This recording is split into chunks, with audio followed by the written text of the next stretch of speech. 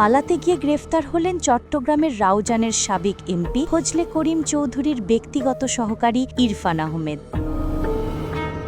ব্রাহ্মণবাড়িয়ার আখাউড়া স্থলবন্দর দিয়ে ভারতে পালানোর সময় তাকে গ্রেফতার করেছে ইমিগ্রেশন পুলিশ। 17 সেপ্টেম্বর দুপুরে তাকে আটকের পর আখাউড়া থানা পুলিশের কাছে হস্তান্তর করা হয়েছে। গ্রেফতার ইরফান আহমেদ চট্টগ্রামের রাউজান উপজেলা আওয়ামী লীগের সহসভাপতি পদেও রয়েছেন। আখাউড়া ইমিগ্রেশন পুলিশের ইনচার্জ পরিদর্শক জানান, ভারতে যাওয়ার সময় ইরফান আহমেদ চৌধুরী নামে একজনকে আটক করা হয়েছে। তার বিরুদ্ধে ভাঙচুর, লুটসহ বিভিন্ন অভিযোগে একাধিক মামলা রয়েছে।